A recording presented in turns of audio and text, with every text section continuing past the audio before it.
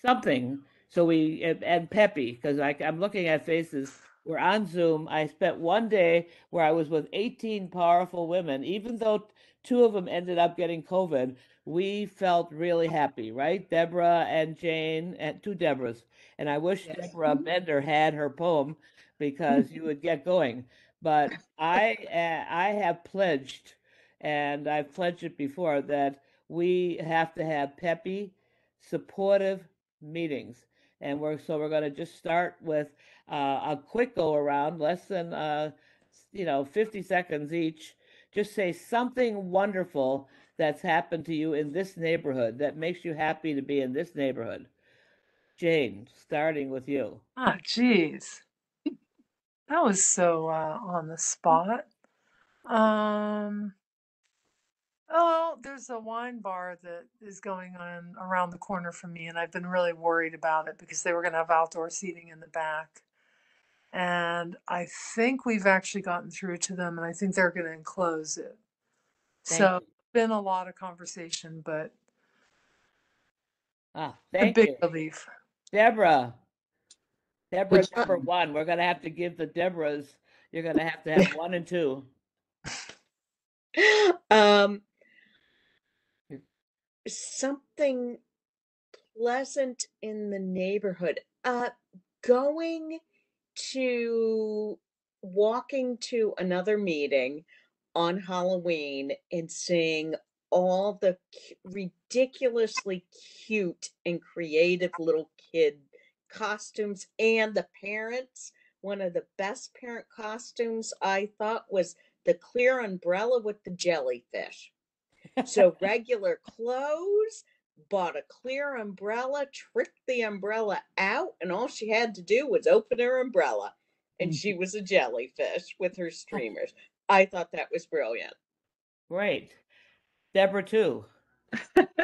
Thanks, Jan. It's nice to be here at this meeting tonight. What I've in this community I've gained this year. Well, I'm gonna say not this year, but since the last couple of years, I've met an incredible amount of women, very supportive and just real powerhouses that want to see a change in this community. Thank you, Deborah. Shirai is hiding in the corner. Everyone. Try. Hi, Shirai. So something that happened this weekend, there's something that happened this weekend that made me feel very great to be part of this community. The leadership support meeting that took place at the Neighborhood Women House on the 29th of October. It was really great getting to meet all women in their diversity. So it's something that made me feel really good as an immigrant woman. Thank you. Lisa Bamonte. Hi, Jan. I'm sorry my camera's not working. And you're so beautiful to not have that beautiful face. You. So, the PTA threw a Halloween party at MS 577 for the whole school, and it was a huge success. I mean, it made me feel so happy that the kids are finally getting back to some type of normalcy. It was for all the grades and in the school, and we had a great time. It was after school, 2 hours. We got them pizza. We had a dance party. It was very, very nice. Thank you. Yeah. I see one of my favorite people, Teresa Seanciata. I know she never wants anybody to know she's 90 something. We won't say it. So Teresa, can we get her off of mute? And see this next corner, if anybody, Dina, can you keep your face? Here's been the face of the community board for the longest probably time any single person on the community board, because I was gone for in and out. She was here for the last 40 years, Tish? 44 or 45. Right. And her daughter is the most incredible support person to her mother, which is wonderful. But Tish, do you want to say something, and Dina, about what's wonderful about this neighborhood this right now? What's wonderful about the neighborhood? Yeah. Okay, all right, Yeah. so on the positive, on the upside here, let's go positive. Halloween was a lot of fun. There were pumpkins and decorations, elaborate. It was just so wonderful to see that. I had little trick-or-treaters come to the door, and that was pretty awesome because I used to trick or treat on Wither Street. So it was thrilling for me now to give candy out to these adorable kids, you know. What did you think, Mom? You went to the Halloween party at the center? Oh, yeah, that was very nice. The Swinging Sixties, they ran a Halloween, yep. Halloween party. It was fun. I Dance was never there before. It was the first time at a Halloween party, right? at a Halloween party, and it's well run. And I see a lot of seniors there. I'm a senior as well. Oh, are you? And they appreciate that center. Yeah. They appreciate that center, and I can understand. It's very positive. I know you were involved years ago. Jan's involved all the Jan time. Peterson. This is Jan Peterson. and, Good looking chick. You better So, get that Jan, memory you back know, there on that point. You were one of the Thank you. original people Yeah. that got that committee formed and got a lot of people involved. And Tish has it- been the co-chair very of the Women's successful. Issue Committee, and my understanding is she is stepping down after all this time, right? And Ray Lianza, who will come on later, is going to join me, if anybody Good. knows. So we're taking your senior bunch from Community Board 1 to make sure that the next generation of women in this neighborhood take our voice further. Katie, Denny Horowitz, what is something good that you see in the neighborhood? So, like today, this week, historically, you know, it runs the gamut. But I mean, I mean, I can piggyback off of everyone's comments about, you know, how positive it's been the last couple of weeks with everybody organizing events. You know, whether it's like cleanups or fall festivals or Halloween activities. You know, trick or treating was definitely, you know, um, over and beyond this year with everybody coming out and so much positivity. So yeah, that's been wonderful to see. You know, and I think that a lot of the goodwill and good work of the residents here and commitment to their neighborhoods that sort of really gained steam throughout the pandemic has continued and has kind of turned into a lot of you know, programmatic services for the area. And so, you know, it's a little overwhelming because there's always something to do every single day of the week, sometimes several things. But you know, it's a lot of community, which is something that has always been in the Greenpoint Williamsburg area. And so I'll just stop there. Always lots of positive things. Thank you so much. Joanna, are you on or are you off doing errands? I'm on. Can you tell us what's wonderful about working in this community and being a part of this community? So far, I grew up in this neighborhood. I went to elementary school here in the north side and junior high school in the south side. And I love it here. Everyone's very friendly. Like we had an event that we went to, my daughter and we went to a fire department event that they had the open houses on South Second, and the fire department was very friendly. They took about an hour to talk to the kids about what they do, to show them the truck. So that was a really good experience, and we had a great time. Thank you, dear. And Francoise, how about you? You know, I think repeating a lot of what everyone else has, you know, already said, but my personal thing is that, you know, my college roommate, who I have known for 26 years and her 3 kids, they live, you know, 10-minute walk away. And I just feel so fortunate to have someone who I've known for such a long time still live here, you know, as one of my best friends. Thank you, Francoise. Okay, so what thank you for being peppy and moving on. And I could see some faces. And next time, Deborah, we have to get your poem that you brought up on Saturday back, because it blew everybody away at the meeting on Saturday. What we want to do tonight, because I'm a little concerned, Joanna, that the Hasidic women, which is what I was afraid of, I don't see Bella and I don't see Hanny. So if there's any call you can do to Bella, that would be nice, because we do have the women's swim. I'm saying we're pretty briefed on it anyway, but we need a. They were worked and worked and worked on being at this meeting for tonight at Swinging Sixties, and they literally. And this is how easy. Why we have to learn about each other's diversities is that they really thought that I had canceled the meeting because of them, and they wanted people to know that many of them have gotten shots and done things. That it's not true that everybody is walking around without a shot. So they were, but I said no, it was me that I caused the problem. But they have been working on their part in this meeting for several days, so it would not be great if we don't get them. But what we wanted to do is that Jane and Deborah Spiroff has been our kind of hero in the neighborhood for a long time in terms of raising the issues of violence against women, and seems to be everywhere. And I'm just getting to know her more and more. Pretty unbelievable that it's not just that she's at the hospital, but she's here, she's there, she's a victim advocate. I thought she had some high-paid job that was supporting her running all over, taking on all this work. Well, guess what? No. Surprise, right?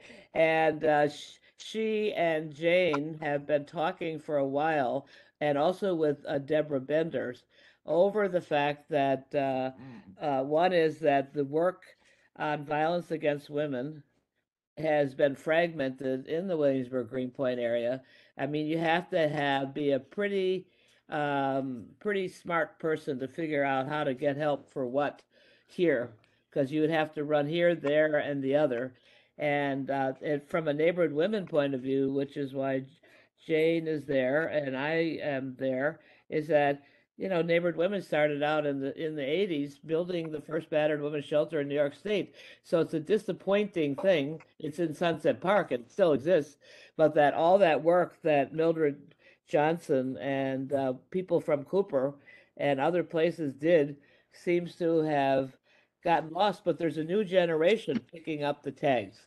So we are beginning to try, and Jane can take that on, but trying to look at what really is going on in Williamsburg Greenpoint, and how could we take a step to have this be less fragmented and more coordinated, particularly with now that we have the Neighborhood Women's House and that space. So Jane, do you want to? And there's other people we've been talking to, but we wanted to have the three people here tonight take us several minutes. Deborah bringing us up to date about the situation in the community, and Deborah Benders about the whole campaign that's been going out of Cooper Park with other people. And Jane. Yeah, I'll just start by saying that I was thinking about, in terms of the just violence in general, the street harassment. Something that I thought would be productive would be to get training for people on how to de-escalate. And I had been talking about this last spring, but my mother fell ill and I was out of town for some months. But we're kind of getting the conversation going again about that. So I've talked to several bar and restaurant owners we were talking with Hollaback, an organization that formed. There was a woman, an Asian woman, many, many years ago, who was on the subway and was badly harassed. And she didn't get a lot of support from people on the subway, and people were on the spot because it was all filmed. And it came down to people feeling like they didn't know what to do or what to say. And so this organization, Hollaback, which is now called Right to Be, does training for people to teach how to de-escalate. And they have a really great track record to the point where they've become a really massive nonprofit with, extending all of their, even have international, they're even international now. So they would be willing to do some trainings in the neighborhood. And I thought, well, bars and restaurants, bars in particular, are good places to start because so many issues start there. And Deborah had the idea that if we were, and so I've talked to several who are interested, and some, the bar and North Brooklyn Chamber reps. And we're talking about in probably January and February doing some trainings there of staff members. And then, a couple of hours later, training public and inviting people to come in. And I also talked to Kendall, the director for the YMCA, and he said that they'd be happy to do training too. And I thought maybe we could even talk about the Swinging 60s and other locations, and target some of them. Cooper, we could do some at Cooper. And I think maybe we're talking about making the bar training sessions. Maybe we'll try to do mini fundraisers to fund doing them in other areas. And the Y, we're talking about doing them for different populations, elderly people, and also teenagers. And Kendall from the Y said, I have 70 teenage kids who could help train and learn this and help. And we're starting to also get the discussion about doing self-defense too. So, but maybe the Y will take that over. I don't know. We don't have to. So that's one thing that we're discussing, and that's probably more than 3 minutes. And Katie has her hand up. I was just gonna say also, if you like crews who are public facing, like grounds crew or park stop folks, I'd love to have the Under the K crew, for example, undergo that kind of training.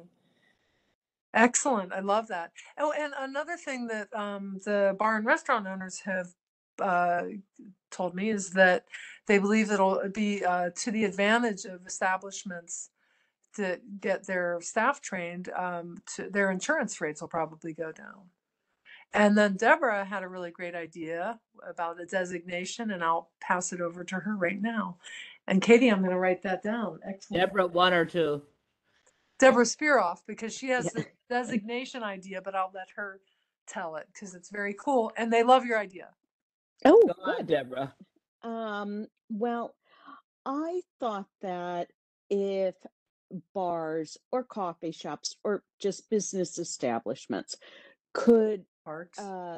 get a designation called the turquoise ribbon, which turquoise ribbon stands for prevention of violent sexual assaults, violence against women or any person. And what it would show if you saw that decal is you would know that the staff inside that establishment has gone through a training process, that you can go in there and say, I've been experiencing sexual harassment, I have just been assaulted, and know that that establishment will help you obtain help, that it's a safe haven. And bars, if you saw in local bars that their staff had a turquoise, that there was a turquoise ribbon within that, then individuals frequently that patronizing that establishment would know that the staff there had been trained on how to assist someone who is in a difficult or compromised situation. And that would be a designation. How exciting. Wow. Yeah. And do you want to give any remarks about how you think the situation is? Because I'm hearing people on the streets that feel that they're being stalked. And I mean, several people, and I hardly go out. So I don't know if you want to say what you think the situation is out on the street? Well, yeah, I certainly will. And I'll also speak to what I have been told uh, by other advocates and the hospitals that I work with. As things have opened up even more and people are going out, there's a lot of pent up, drinking, partying. People have been cooped up in their homes for 2 years. Um, and we're really seeing an increase in violence against women. And we're seeing an increase in street harassment uh, of just individuals following other people home and, That's what I'm really hearing. being aggressive with it. Um, and just this sense of fear in general. I think that there's a lot of anxiety and tension going on Okay. in general with the population. And I know that for myself, just personally speaking, and I have been living in New York City since 1988, and I had never felt this particular way before. I was in Deals, which is near Staples, near my home, and some individuals got into it. One was a store clerk, and then and they were arguing with customers, and it got very loud and heated. And it wasn't long after the shooting that had happened upstate. And for the first time, based on how much increased gun violence there has been, um, and I began to look around at the other customers and think, crap, this could go sideways really quickly. And I wasn't the only one, and I'd never thought that before here in the city. And other people are telling me, you're just more aware of the level of tension. So the idea of receiving a real training on how to de-escalate a situation or what to do if you find yourself in a situation where you might not be safe. I think that we really can do. Um, I think it would be beneficial to have these sorts of trainings, but there is without a doubt, we're seeing it in the hospitals as far as people where it goes beyond just the name calling or the following someone home, and it's escalating to physical violence. Whether it is actually reported as a crime to the police, we're seeing it in the hospitals.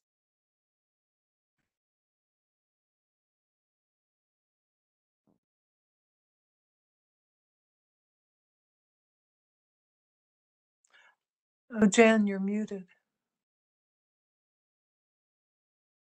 Guess you'll all miss it. Just saying, Bella, we're talking about violence in the neighborhood that we see that women are concerned about. So if you have anything you want to say from your community's point of view or what you've seen, you can add it here. Anybody else too, just think about any experiences you've had that I mean, I like the idea of the bars, just to put that out there with the ribbon, and we have several community board members here.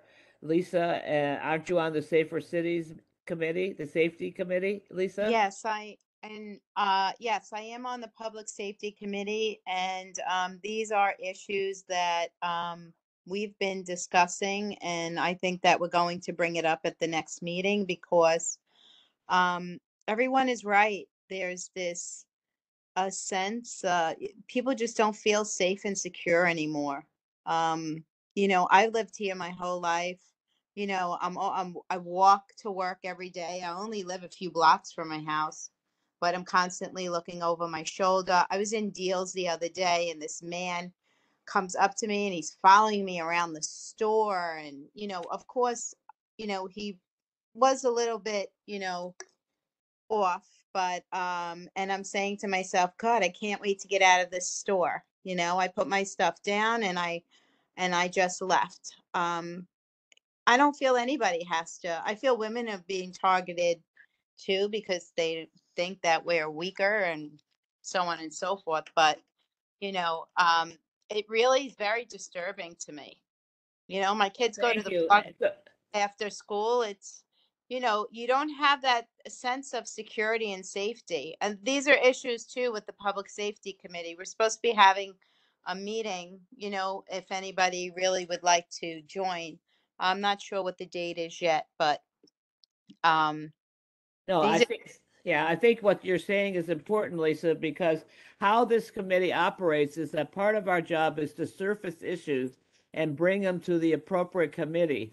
And already you're on bars and liquor, and I would think that even on the liquor licenses, maybe we could add another component that when new groups are trying to get their liquor licenses, we could add a component of their being trained and be willing to open up their bar to the training as part of the criteria. Do people like that idea? So we can put that forth. Katie, you're on the board. What do you think? I mean, I always love the idea of combining committees, because there is so much overlap with our goals and interests. And so, especially with this committee, the Women's Committee, I mean, every issue Right. or we have Right. is going to overlap with some other. So I would be all for it. Thank you, If both Katie. committee chairs are on board.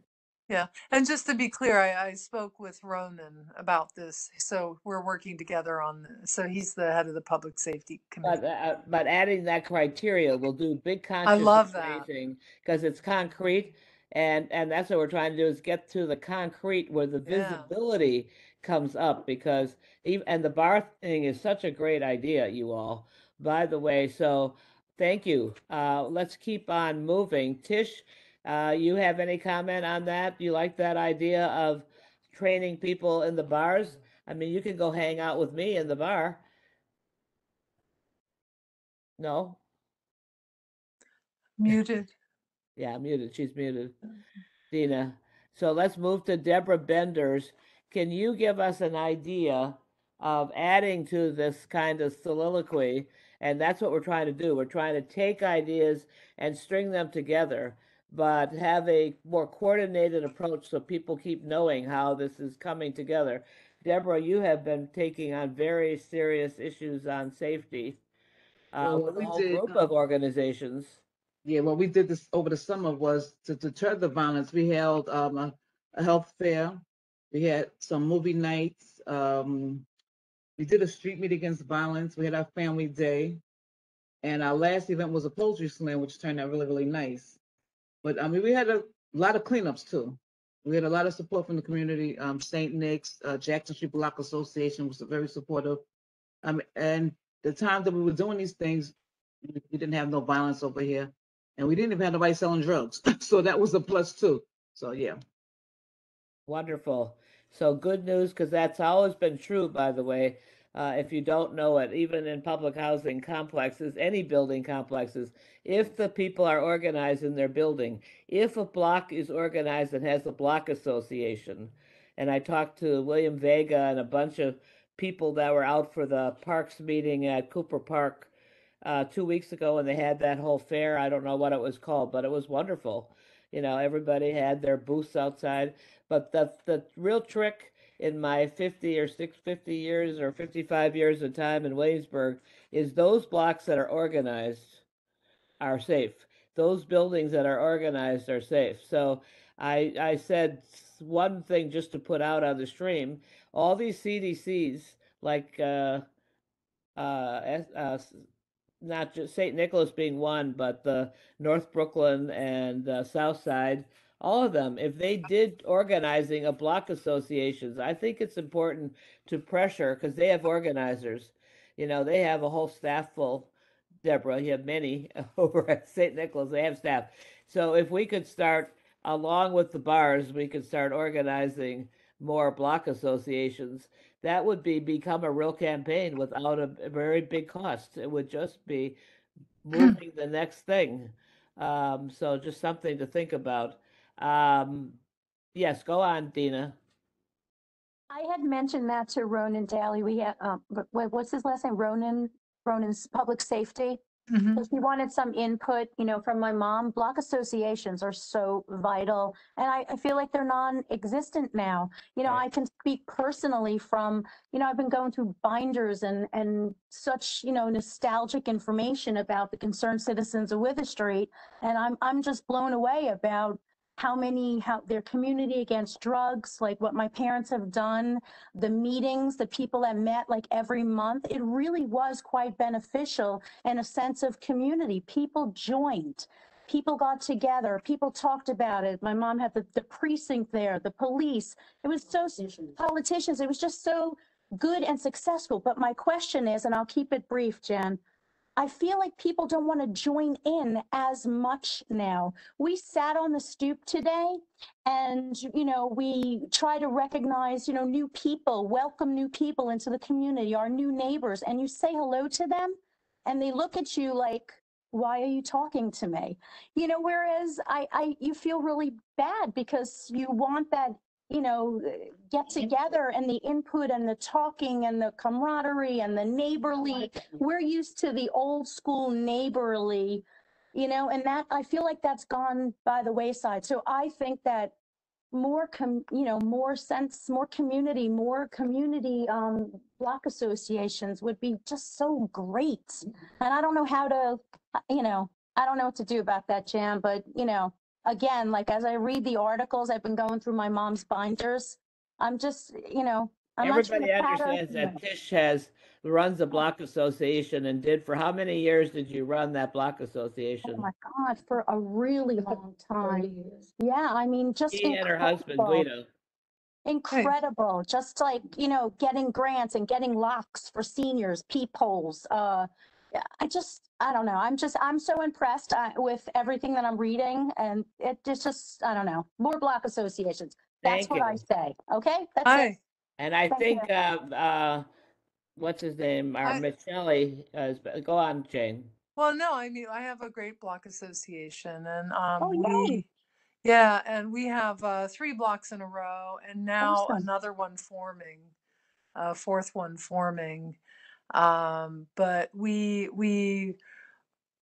frequently discuss different issues, and with a lot of the outdoor seating, there have been some issues. There's a taqueria across the street from us, and the taqueria owner wanted to put out an outdoor structure on our very, very residential. I mean, it's nothing but residents on the block.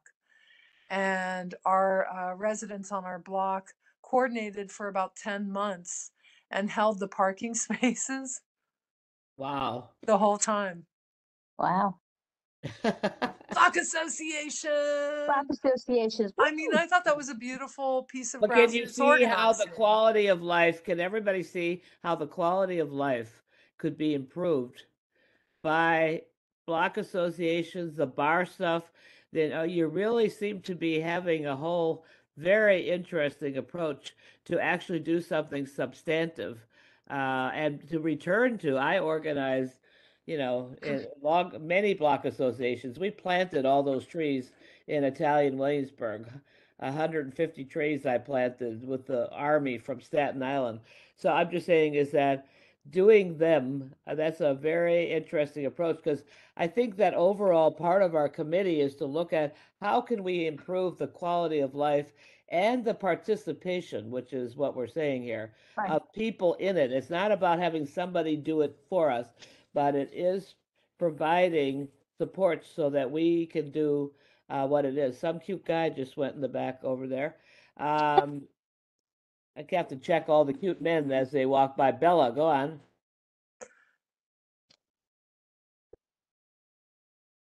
Bella, are you speaking? Something happened.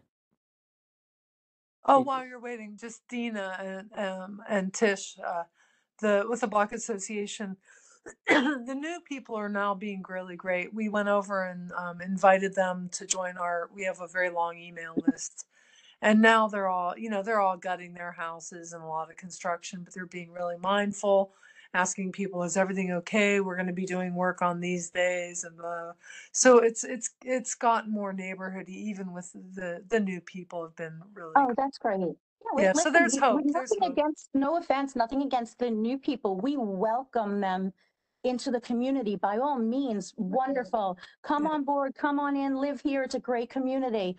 But I don't ever want the not original, that's not the word I want to use. I heard they call us the leftovers, and I kind of get a little insulted by that because I consider us the foundation of the neighborhood.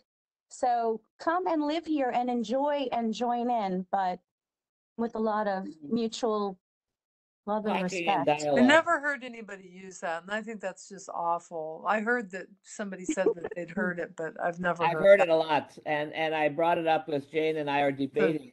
Do they really say this? But I don't seniors know. That seniors are sounds told this about the bicyclists. But that means all the divisions we have. There's different kinds of divisions, and either Right. one brings them together or they fall apart. Bella, you are on mute if you are trying to speak. Francois, go on. I'm sorry. There you are. No, I just wanted to say, like, in terms of block associations, I think Sante Michelli has done a really great job Yes. of Yes. organizing block associations. Jane, to your point, specifically around a lot of the outdoor dining in the backyards and the quality of life issues. But he's done an incredible job of really fostering community. And in some of the newer buildings, there are WhatsApp groups, and so there are kind of communities within the community, which is great. Our building had a big turnover, and it's everyone joined the WhatsApp group, is super excited. We have neighbors who left a Halloween goodie bag on the door for Josephine from their dog. Oh.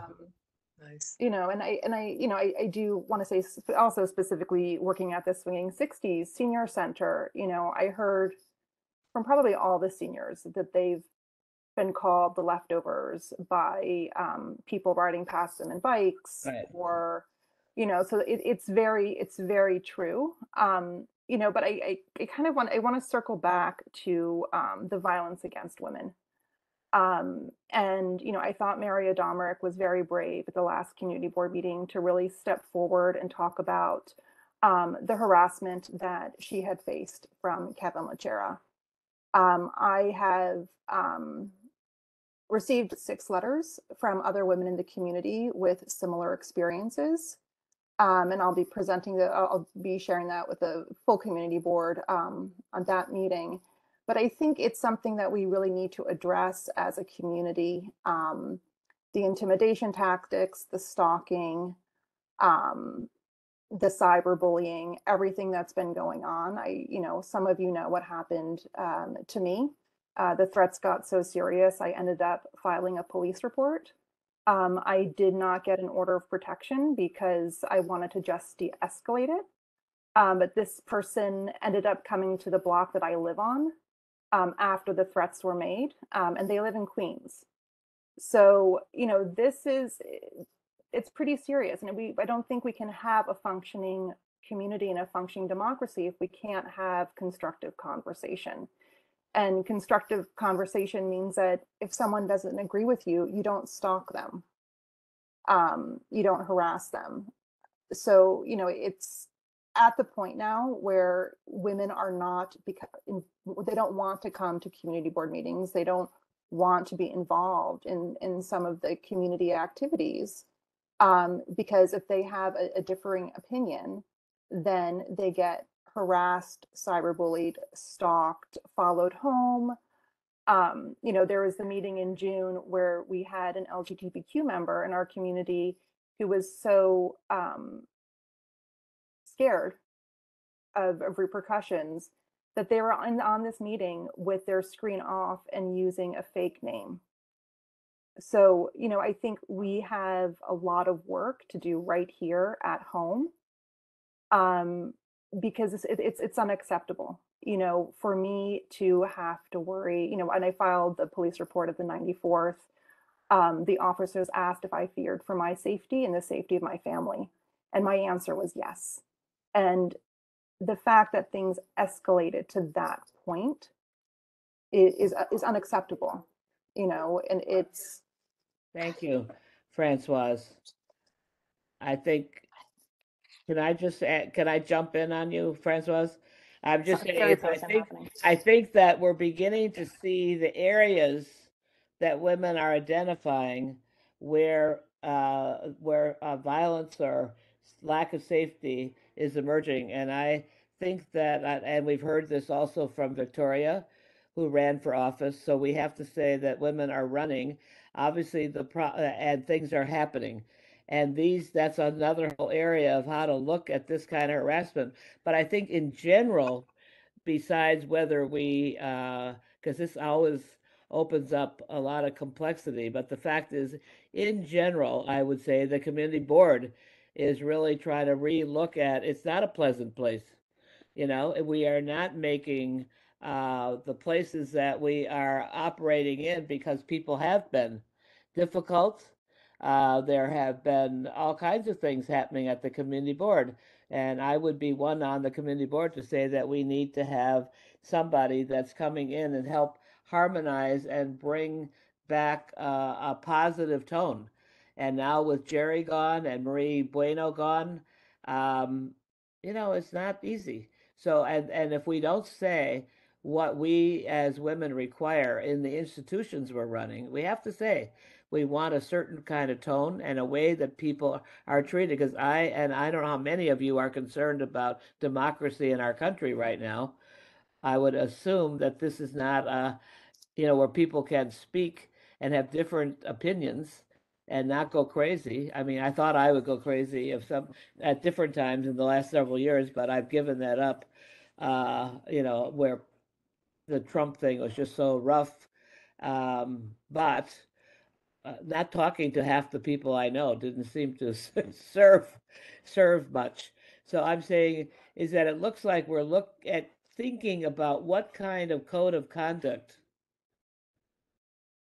But are we talking about having in the neighborhood, and do people know? See, my view is that a lot of people have very different views about what social action is and how you can go after people and what kind of advocacy. And I think we need to have some kind of code of conduct of how we expect to be treated, because I've had rough treatment in the last year, rougher than I've ever had, and I'm 81. So and it's very demoralizing, and I don't get demoralized. I'm a pretty positive person. But finish, Francoise, and then we'll go to Deborah. Well, it just, this is a pattern in our community. I think to your point, this has been going on, since Victoria. I think Victoria was the first person to, come forward, and she was ignored by a lot of leaders in this community. I was ignored. Nomiki was ignored. And those are just 3 women who were running for office. So it just seems that leaders in our community either think it's okay for harassment and stalking. Well, we know it's national now. So we know now with Nancy Pelosi and everything else, it's become a national thing. So we don't, whether it's happening and not happening in your house happening, we don't want it here, I'm assuming. But We it's don't been want here, people, Jan, right. it's been here for 3 years. Yeah, I know. And I think, at some point, leaders in our community have to either stand up for the women, and not just when it's convenient for them, and maybe even when they have disagreeing opinions, because every voice, matters. And by silencing women, by silencing seniors, one of the women that's coming forward is an 84-year-old woman. She was a teacher at PS 84. She's lived in this community her entire life. There's no reason she should be treated in such a violent manner. And this is a really big issue that keeps getting ignored, and people, it's the pattern needs to stop, and it needs to be called out by, the leaders in our community, as opposed to them working with them. And I think that's what's so concerning to women. Thank you. Is Thank you. I'm not cutting you off. I'm trying to move on to Deborah, because we also have Bella and where they're having harassment. We're having more than this. big things. Deborah. Jan, can I just say what is one thing, and I'm so sorry because this I think will go to what Bella said, but one of the things that was said to me is I was accosted outside a grocery store and I was told that I could not be a woman of color and Jewish, and that is racism and anti-Semitism in one sentence. Thank you. Thank you for telling us about it and feel safe enough that you could bring it up. Deborah. Well, getting back to how to, since the community board specifically, is how to make the community board serve the entire community. I think it should not be women, the word woman should not be a dirty word where we feel as though we can only be a person. We are still women. And we, as women, should be treated with respect. And if we are telling our board, our leaders, that this is a problem, just like we would respect and honor any other group, that this has gone beyond what is the normal course of living or business, and it has now moved into a level that is harassment, that does lead to violence. We need to be respected and heard and taken seriously, and not having men, because it's mostly men, who then go, well, you should just deal with that, and that's part of living in New York. No, it's not. No, it is not just part of living in New York or an urban environment or being part of a community board or a community leader. This is talking about having a safe and respectful environment in order to function, operate, live, and participate within the community. Thank you So, very much. And I think we're, Jane, you're quickly on there. Just 'cause I super wanna quick. move- Yeah. Super quick. Jan, when you did that meeting on open streets, I thought it was a terrible idea because I thought it was so contentious. There's no way people could have like mildly respectful conversation. But I felt like for this community, that was about as close. That was the best. And it was because of the agreements that you had everyone use. And I feel like bringing in something like that could help. I mean, people, stating at the beginning that they're going to follow rules and listen to each other and not insult each other and not give each other advice and not, and to be respectful and take turns. I think that was powerful. Something Thank to look you, into. Jane. And I see our block association leader has joined us. I think in general, we're saying, but I want you to follow the thread because if we come up with kind of a code of conduct and we're looking at democratic practice and if women, like I happen to believe that women actually care about democracy and democratic practice. But if I'm wrong, you'll say that, because how do we, what you're hearing is, and what's complicated about what Francoise is bringing forth, or if Victoria was here, is when people are involved in politically organizing for office, it's very hard for people to take on what Deborah just said. Deborah just said that when a woman, it's like if you're raped or grabbed or harassed. We found out from the We Too movement, right, that number one, we're supposed to believe that women tell the truth. Now, they don't all tell the truth, but the overall knowledge of all this stuff is that women generally are not running up and saying they're raped when they weren't, right, or harassed when they weren't. So talking through some of the issues when you get around politics and running for office, it's very hard for people to hear. And I said I have a group that we work with in Uganda that would always have a retreat after an election, because if the goals are to really hear each other, really hear and take in and believe and build that kind of leadership in the Williamsburg Greenpoint area, we have to do some homework. That's all I'm saying. These are not easy, but this keeps coming up. This harassment issue on women running for political office has been coming up since the last year, which is why Francoise is frustrated, with the Women's Committee, because they've brought it up here. Now, our thing is to bring these things to other committees or to make them visible. That's really a lot of what we do. The issue of block associations, we were just talking about Sanzi, was that if you want to build democracy, and we've been talking about violence, and people were very clear in this group so far, and people may change their mind, but there's a whole effort to talk about going to the bars and organizing seminars in the bars about women's harassment against women, going to blocks, how block associations bring things down to the ground, how tenant associations, which is what Deborah's with, bring things down to the ground and bring people in, and how much safer people are when things are brought to the ground, and how not safe they are if they're not brought to the ground. So I'm just saying that's what we've been hearing. We've been hearing different issues, but the common theme is that people have to participate, or they're not going to have the safe neighborhood they want. They're going to have to hire an awful lot of police to protect them, and some places have done that. That's what gated communities are. We can all live in a gated community and put a gate around our block, because that's all over the world. People have gated communities. But I want to so that's the one. Now, Bella, are you there? Bella?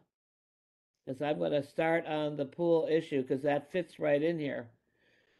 We're saying that women are having, there's a lot of things that are happening to women that are not too terrific. Whether it's street harassment or harassment running for office or what. But Bella, did we lose you altogether?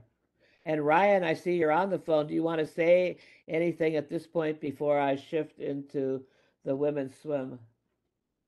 And Sure. I was just gonna say, like, I felt like this is a great discussion. We have 3 elected four women with Kristen Gonzalez that actually serve office, and I think they get harassed all the time online, and because they're elected officials, they can't block the harassers. And I just think we can't have a discussion about this without mentioning that, like, Emily Gallagher gets trolled to a degree about her body that's disgusting. And I just think that we should also support our, not just the people that run for office, but our elected officials who can't block the trolls that harass them by the minute. It's if you ever read the comments on anything she does, it's foul stuff. And I don't see a lot of people standing up for her. I tried to, but then you get attacked. But I'm just saying it's wild. But yeah, no, it's a problem. Thank you, Ryan. It's especially a problem, I think, for it's a problem. And I think what people don't understand is the magnitude, what you just brought up, Ryan, the magnitude of how you would think that women that are even victims of things that happen to them, the magnitude of the abuse they receive back from people, like what Nancy Pelosi has just been receiving over her husband. I mean, it's really unbelievable. So people feel they can get away with, and we have to put a circle around this kind of thing. So I think it would be very good to have a dialogue with the women that are elected about this topic and bring them forth. So, because I don't see any other way to stop things except by making people aware of what's going on and people to stand against it. And I'm gonna say, it's crazy because I, as a personal person, anyone starts harassing me, block. You don't have to, but as an elected official with their official accounts, they can't block people, and so they have to sit there and just get attacked. And it's I feel, again, yes, as women of the district, we should definitely speak up for all of this type of the cyberbullying, and it's gross.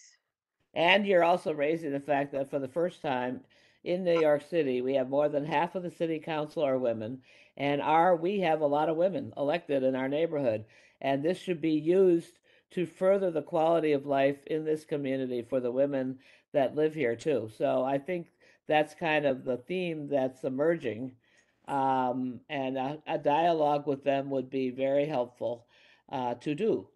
So, Good idea. Bella, you're there. Now I see a hand up. I never know that I'm going to get Bella in my lifetime. Bella, can you tell us what's happened with the women's swim? We thought we were going to be celebrating tonight. We are not celebrating. So, Bella, you still got a hand and I don't see her. Bella. Joanne, is there any way to help Bella? Jane, do you want us to kind of bring up? I mean, I don't know if everybody knows already. You know that everybody understands the women's swim issue. Is there anybody that is uninformed about knowing what the battle has been over the Metropolitan Pool and having 8 to 10 hours of space for women? No. So we recently, and I'll speak, Bella, the minute you get on and can speak, talk. Bella called up and Hanny, they were all excited, and that's why we were going to have the big meeting at Swinging 60s originally, was that they were celebrating the fact that they got a letter from the Parks Department, and I think I don't know if they got from Lincoln too, that they were going to get back their 8 hours of swim time. Since we have all met, and this has gone on for 3 or 4 years, we have been involved in this women's swim over this lousy 8 hours or 10 hours out of a 72-hour pool house. This has been a core issue for all women, whether they are Hasidic, Muslim, older, younger, whoever they are. In fact, I just had a person at my house that 31 years ago remembered when I lived over there and we had all gone swimming with the women's swim. We didn't even know the Hasidic women had started this whole thing. We did not know that. But they were told, and after a struggle for the last year, which you haven't been brought up on necessarily, is that they had, when our wonderful mayor, de Blasio, was here, and he stood up at a meeting, at a town hall meeting, and grandstanded the fact that he was going to increase their hours from 4 hours to 5 hours. And I want to just say this, it was so humiliating. They had had 8 hours that they had negotiated years before, and they really need 10 because there was no time at night that women could swim. It's on the weekend they got 2 hours, and then they had 3 times during the week where they got 2, 4, 6, 8. That was their 8, 2, 4, 6, 8. Then it was taken away and they got reduced to 4 hours when they negotiated with the Parks Department. And then de Blasio gave them an extra hour. The point of what that is, I want you to feel the meaning of it from the humiliation point of view, which goes with what we're talking about with the political leaders. About every day, 100, when the pool is open, 100 women would show up at that time in the morning. Is from 9 to 10. They would have 2 hours in a row, 2 hours on Wednesday, and they only could allow 45 people in because they have one lifeguard, and the pool, that's what the pool held. So 45, if you have 1 hour, they're sent home. That means they walk from wherever they're coming from or take the bus or the car and they get there. They wait in line and then they find out they can't get in. I mean, it's very humiliating situation. So 2 hours is what they've told. We have been participating in supporting them getting these 8 hours and 2 hours sequence, 2 hours together. And so they were told they would have this. And then they got a letter a week later from the Parks Department that said, no, you can't. We made a mistake after all that happened, and you're back to your 5 hours, 2 hours on Sunday, and 1 hour on Monday, 1 hour on Wednesday, 1 hour on Friday. So they have, and I think a number of us have been talking but Bella and Hanny, who you've all met over time. And you know, Bella was put on the community board a lot because of the intervention of the Women's Committee. Um, she's been on there and participates in these committees, which is the first Hasidic woman that's ever been on the community board.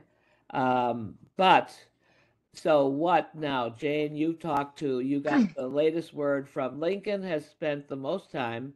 We have not heard from Jennifer, which is very disappointing to me personally, and because at one time a lot of the anger was that um, with the Hasidim, there's all again, it's like with the women, Francoise, you know, when women are, you're in politics, different things happen.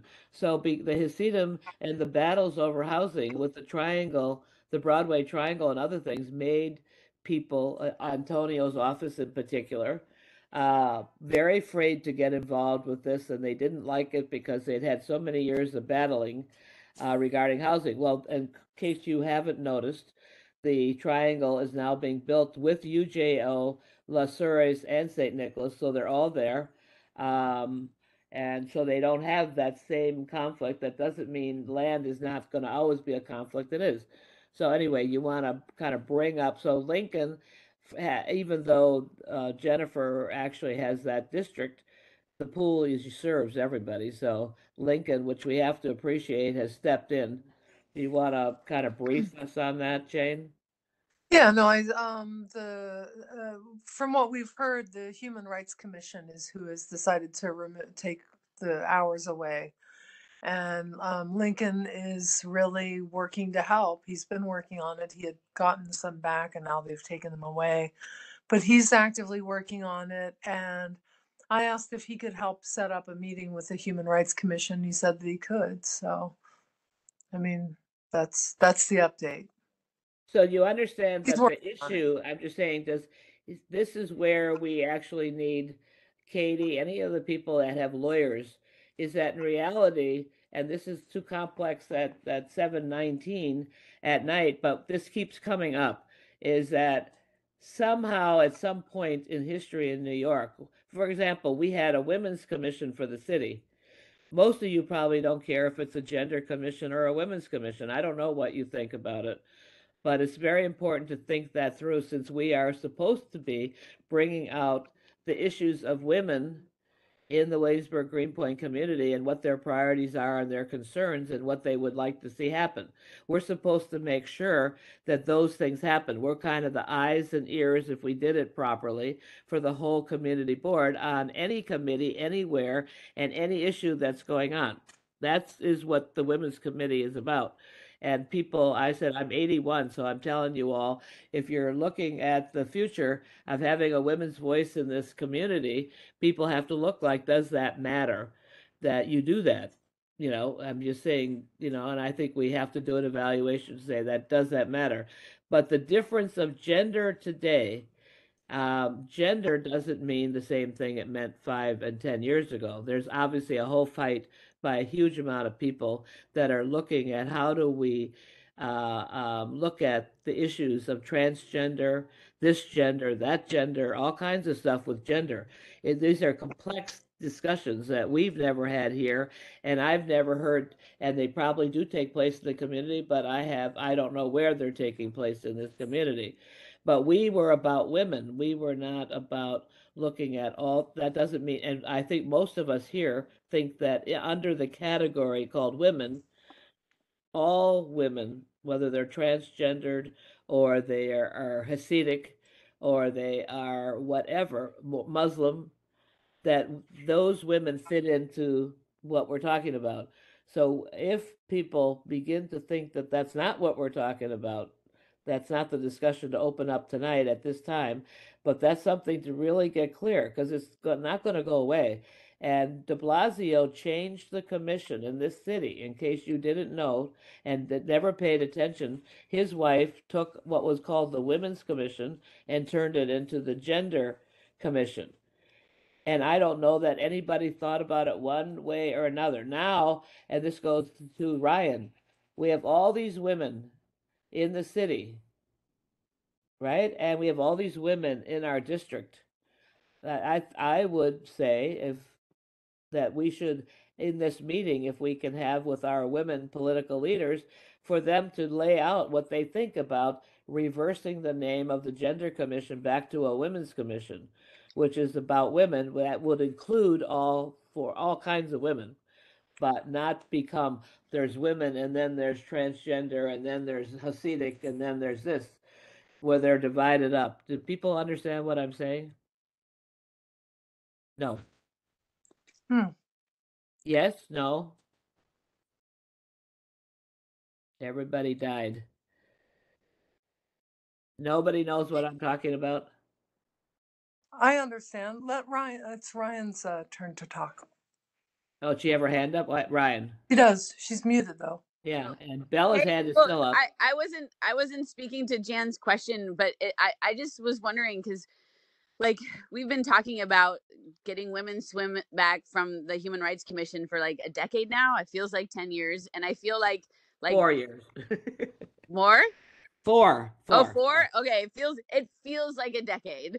I was a member. I swam in the I pool. agree I with lived you, right but down it's the not. street. And I'm just wondering if also, in addition to trying to have this discussion, that maybe another strategy would be to ask developers when they come before ULURP, like especially if they're in the southern part, about building a community pool and like because the Met pool is not an Olympic sized pool. It's not super fancy. It's not nice. It's not clean. It exists. And there's many other pools. Like there's a pool down at 80 Metropolitan, and maybe the answer would be to like also just try and get like Broadway Triangle. There's going to be community things. Why aren't we pressuring the community to build another pool? Like we have all this, like, I mean, again, it's all about getting people together and demanding it. But to me, one of the most influential political groups in the city is the Hasidic community. And I am like, why are they not demanding that a community pool be built even closer? Now, I would hate, like, one of my favorite things about the Met pool is the women's swim. And the fact that like I get to meet my Hasidic women neighbors there and I get to interact with them. So I would be sad if they moved to another place, but I'm also being realistic. Like wouldn't it be amazing if there was like, we're not trying to get 2 hours, but we could get like 5 hours, 8 hours, a whole like just more. I don't know, but Okay. that's me. I think that's good to keep us on that tact. I only got diverted because this is the issue of the whole thing. So we can have a meeting, which I think, and people can join it that want to join it, but I think we have to have your dialogue again about what, because this is really about big things. It's not just about those 8 hours. I did not spend at 81 years of age the last 4 years of my life supporting Hasidic women I had never met before in my life until I got involved with this, because I care about 8 hours. I care about the fact that we are saying in this community and in this city that only certain kind of diversity counts, and that people can't plan for the real diversity, and that women can't have space, their own space. I find that very appalling. Now, the rest of you may not, but is certainly, I couldn't believe it. And by the way, the women, and if Bella was on here, we met with all the Jewish men, Hasidic men, and many of them, and they put pressure. The women here learned how to stand up, have been standing up, have been still going, still fighting, and they are asking for this help to get now 10 hours a week. And I think we need to make this another political issue, but I think that the point of it has to be spelled out, that people don't quite understand. Go on, Francoise, don't understand these distinctions. And I just want to, but I think what Ryan said is really important. I think the pools are being built. They are being built, but they're just for the buildings. They're not for public. So I think this is also a city planning. And swimming, especially as you get older, it's mental health and it's physical health. And people say you're supposed to get 30 hours of physical activity 5 times a week. And at the Greenpoint YMCA pool, which is also tiny, when I go for lap hours, we're kicking the wall. We can't even swim. Yes, So it's, and there's the threat of losing the Greenpoint YMCA, which is the only, somewhat public pool that we have here. So I think just talking to Lincoln, or, trying to figure out, how many people are moving here. Swimming should be a basic skill, in my opinion, that's taught, especially as a coastal community. Thank you. And we know already, because the women did all this work. That's why I said it's a long topic, but it's health. Their biggest issue is health. The health and the exercise that Francoise is bringing up, and we have people that come out of the camps of Germany still alive that are using that pool. So I'm just saying it's really an unbelievable situation to me, and horrifying. Excuse me, Jan. I have Bella, and she's wants to speak over the phone because her mic is not working.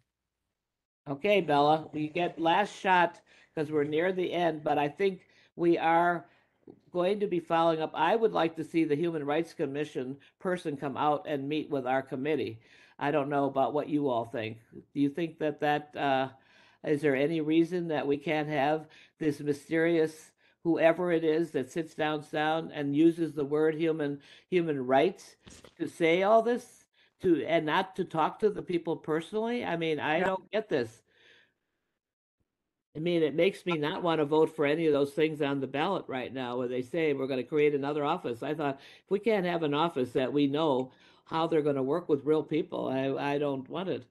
But do you think that's a good idea? Human Rights Commission coming with our political leaders. If we have all these women political leaders, as Ryan is saying, this is a good opportunity. We wanted to in the beginning of the year.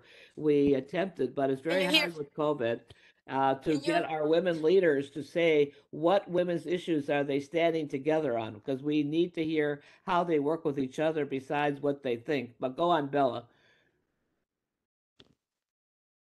Bella. Bella? She's muted. You're muted, Bella. They can hear you. Can you hear her? No. She's muted. I can see it. Mine doesn't even show that she's muted.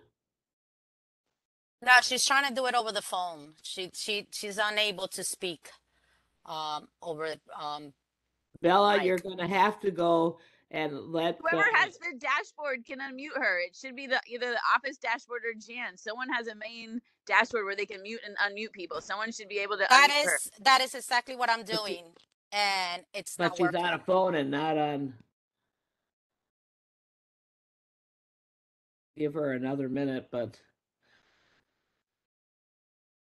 And I just want you to take this symbolically. This has been the real problem. People can't communicate. We couldn't tell people not to come to Swinging 60s. Only one person has a computer. I mean, I'm just saying, this is the nature. Can I make a brief comment about something? Go on. We'll keep talking while she's trying. Bella, the minute you can talk, we'll stop. Go on. No, I just noticed something while we're talking how we attend this meeting. I remember the Outreach Committee proposed, this was at the midst of the pandemic, actually to have the committee meeting where there were no panelists. I can see for the first time there are panelists, there are attendees. What that means that you're not going to see the videos of the attendees. So if you don't go and look at the list, and I believe the intention, we understood the difficulty with the general board, the full board meeting, there were too many people. And so there were panelists, the attendees, but I thought the committee meeting were supposed to happen where everybody had the ability. And of course, if somebody was behaving not well, they could be pushed out of the meeting. But I believe I'm seeing now, actually, when I joined the meeting, I was an attendee. I believe Joanna realized I was a board member and I was promoted. I don't know if there's been a change. I don't know if there's been a change or it's just, it was a request that you made, Janice, just to clarify, because based on that idea of participation, the committee meeting were supposed to be open to everybody.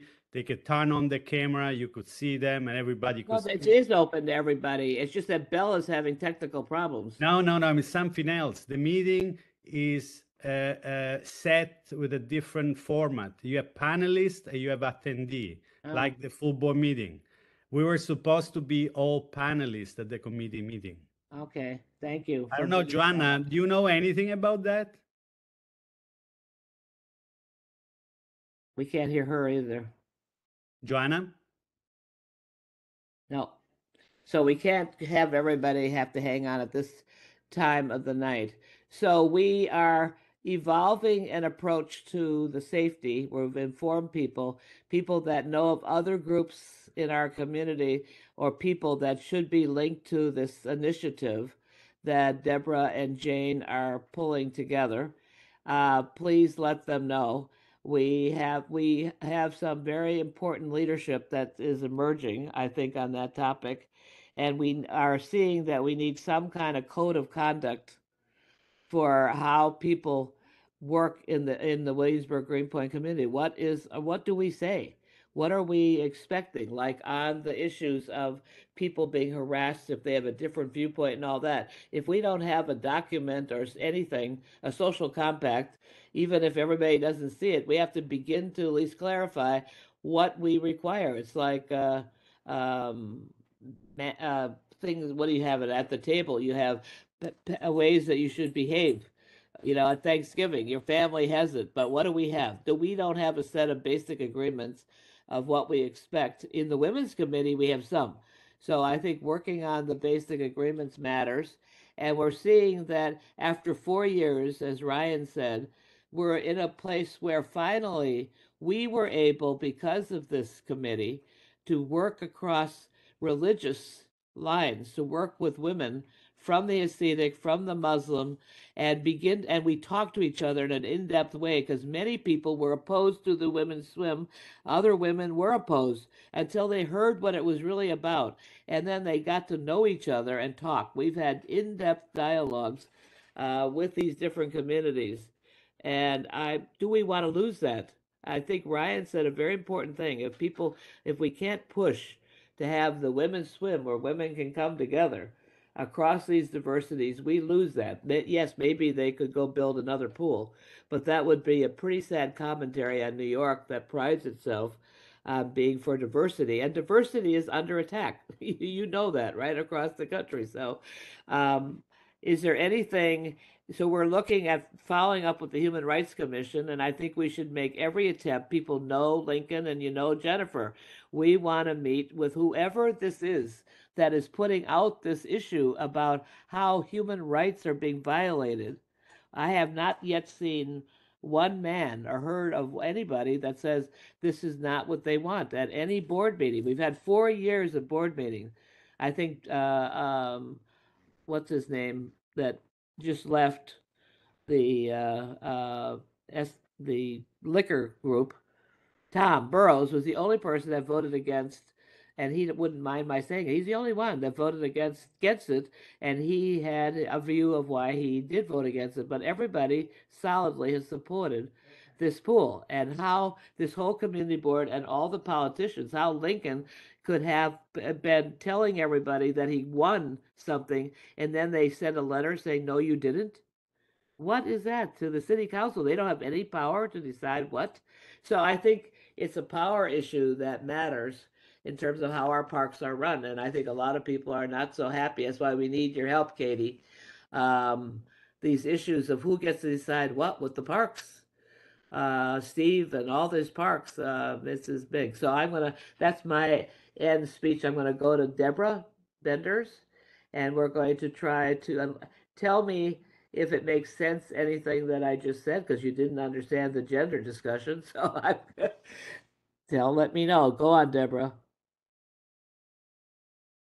Now I can't hear you either. Joanne, now we can't hear Deborah. I guess. Oh, there. Okay. Deborah? Bella? Yes. On now. I can talk now? Yes, we're doing Sorry. a conference. That was the only way I was able to get you on. I don't know what's going on with the system, but it's Okay. so. Okay, I can call. Can everyone hear Bella? Can Can you all I hear? talk I can now? hear. Say a few words? Yes, go Yes, on, I can Bella. hear you. I just spoke Yes. for you. Okay, hi to all. Hi.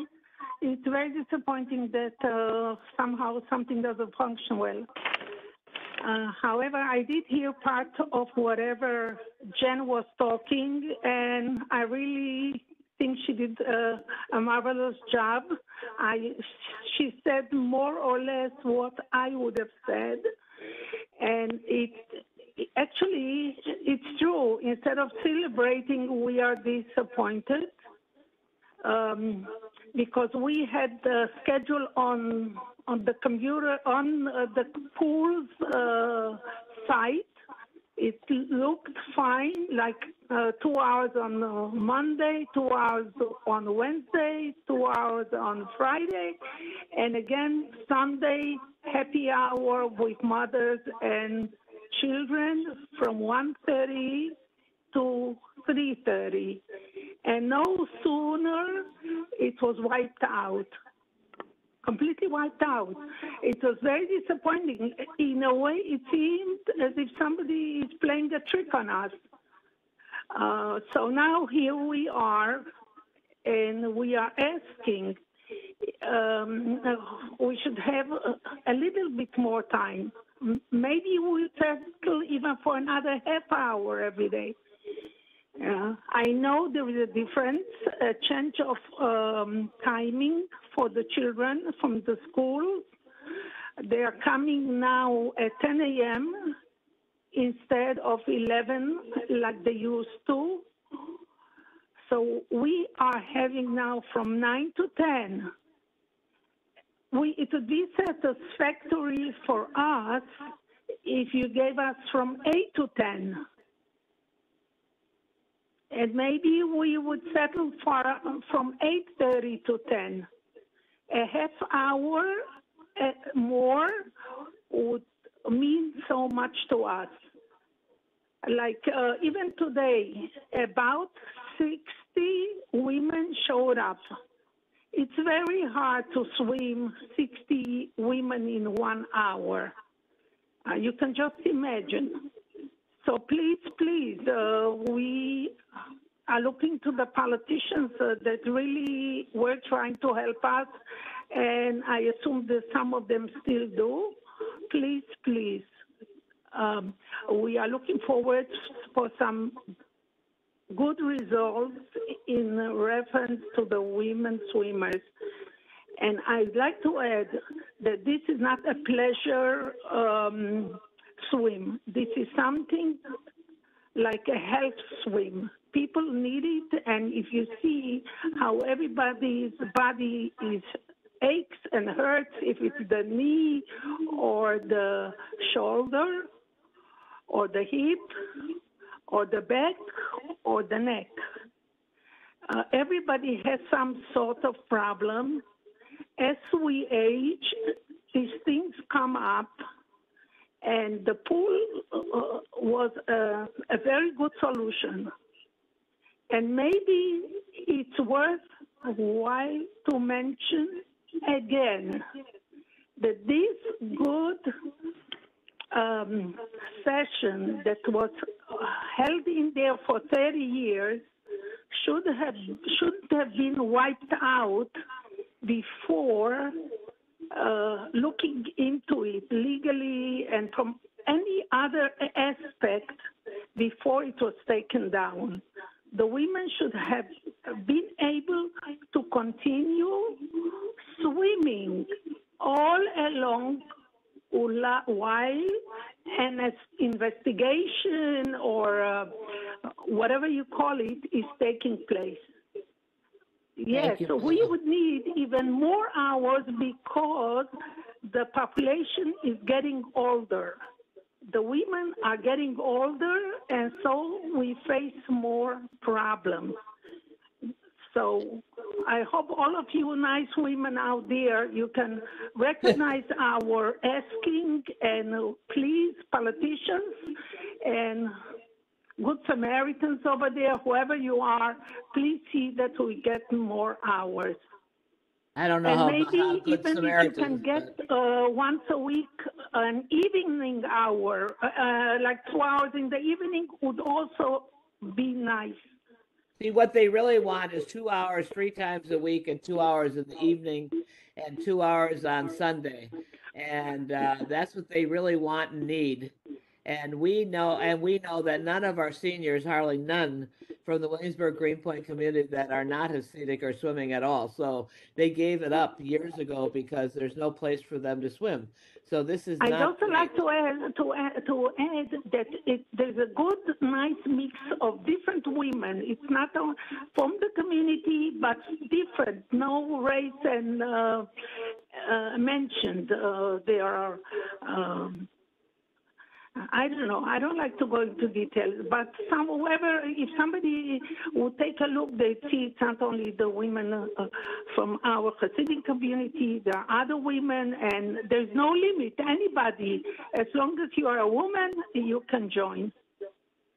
And again, I'd like to mention that I hope that the fact that the lifeguard is not available sometimes, this should never happen, because if the park commission cannot supply enough lifeguards, there are Red Cross lifeguards that would come and do the job. And that's the other humiliation. Thank you. Thanks for letting me voice my opinion and it's not my opinion. It's the fact, the way things are today, and I respect and thank you all. Thank you, Bella. Ryan? And Deborah Bender, I have to go next. But Deborah. Now we can't hear Deborah Bender. Sorry. Joanne, we can't hear the other people, Ryan and... Oh, okay. I'm unmuted now. When you were speaking about the... I'll just say one more thing. We're over 7:30, so I want to let... I just want to bring this to your attention, Jan. I had reached out to Vincent Piccolo from the parks last year in May because the sign for the park in Cool Park for the kids' playground has been missing for over a year. Margaret Carnegie sign is still missing. I went down there today and it's still missing. Can we add on to our parks issues here? The Margaret Carnegie sign that Neighborhood Women put up in the park has been missing, and it's been brought up several times. That honors one of the most important leaders out of Cooper Park. And you have also that we put forth the idea of having handicapped, right? Yes. I may be using the temporarily disabled, whatever the appropriate use is, the swing, that children that are in a wheelchair, that there is more diversity for who the park serves, which not only includes women, but includes handicapped people, which it poorly serves. And Deborah has been leading an issue because she's experienced this personally. And Jane has been helping her. And I think, Deborah, didn't you just win some big award? Where was that award that she got, Jane? Are you talking? Where did Deborah get a big award? Oh, you can't talk either.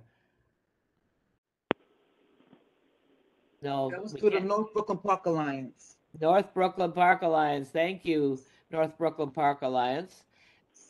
And the other Deborah, she got that award too? So at least we are doing what we're supposed to be doing is people are getting awards. Ryan, are you still having your hand up? No. Yes. I think everybody can't speak except me. Oh, hey, God. I just got unmuted. Sorry. Okay. I just wanted to say I'm just being a pain and like being historical, but in 2016 when they outlawed women swim, there were a bunch of people that showed up. They wrote letters to the community board. I kind of found a lot of the opinions that didn't want the women's only swim to be a little bigoted, but there was a group of people who specifically had complained, and that's why the Human Rights Commission had it. If you can pull that stuff, by the way, I think Joanna, I had like my Gmail got filled with so much spam mail from the CB that I had to delete everything. I would think the office would have that historical record, because at the time when I was on the board it was 2016, we got tons and tons of these letters forwarded to us. and I don't have that, and I'm telling you that this is a real problem, and we have to now pull out all the material from the last 3 or 4 years from the press and everything else, because that was the problem, is that New York Times printed an article that was not right at all from the very beginning, and that's what started the whole issue. But anybody that can find any of the material. A member of the community complained and wrote a letter, because there was a swim club. No, I know, but they thought it was because they were all Hasidic, and that they were not that there were not other women's groups there, and that was never true. As you were there, I was there, a lot of us were there. So it's wrong, and the women here in the Hasidic community were not getting credit for having saved the pool in reality, because they wanted to close the pool down. It was the artists and the women. So we want to honor the people that do these things for us. But Bella, thank you very much. We're talking about following up in several ways, which you will be part of, and we'll let you know if we can get the. I think we have to have a face-to-face meeting, but we'll find out from Lincoln and Jennifer and the women that we now have in office. As you said, Emily had supported the women's swim. We take support from everybody that can help here, and but particularly getting the human rights, because that all the time that they tried to bring up human rights in the last go around on this thing, the human rights people would talk to me and say, it's not us, it's the mayor. It's not us, it's the mayor. So now they're trying to say that with the new mayor, it's not him, it's human rights. So it's been just insulting and humiliating and really upsetting. And I think that in general, what we were hearing tonight, that a lot of the harassment and a lot of the things that are happening, they don't think we'll fight back. So I think it's time to let our gang know we will. But anybody that disagrees with anything you've heard before we close, and I know that Katie, that Jane and Deborah the two Deborahs are going to help by closing with appreciations. Right? We want to start saying nice things to each other. So in closing, Deborah, I see your face smiling. Which Deborah is going to give an appreciation for anything you heard in the meeting? Anybody that did anything that you appreciated? I appreciate everybody on this call for giving advice, concerns, and issues that's been brought through this community. I hope, my prayer is that we get these resolutions so that we'll all feel safe. Thank you. Deborah Spiroff? I really feel that and appreciate that this meeting, it felt as though the members who were speaking and participating were not bickering amongst one another, but stating clearly what their concerns were. And I really appreciated the respect and the clarity. Jane?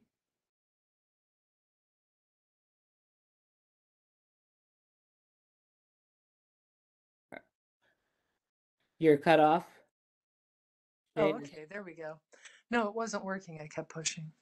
But yeah, I appreciate everyone for being here and caring. And I feel like, I'm so bothered by people treating each other poorly in the community.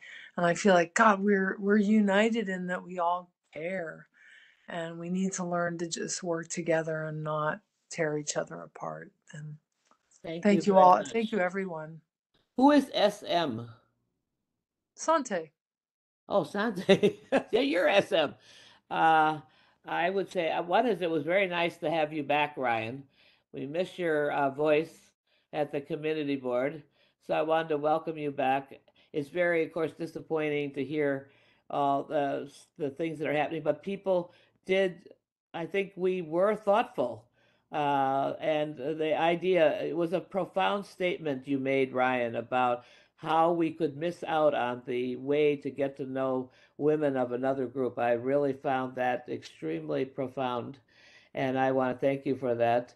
And to see the different ways that all of us can connect through safety and bring the women's perspective to these different committees. So we're hoping that, Lisa, you will be bringing to the safety meeting, and I know that Tish and I are on the board of the Parks Department, Parks thing, committee, and I think they're having a meeting coming up, and I think we need to get more action. I don't quite know what's happening with our Parks Committee at CB1, but we need to talk to Phil, so people that have a close relationship with Phil should talk to him. Yeah.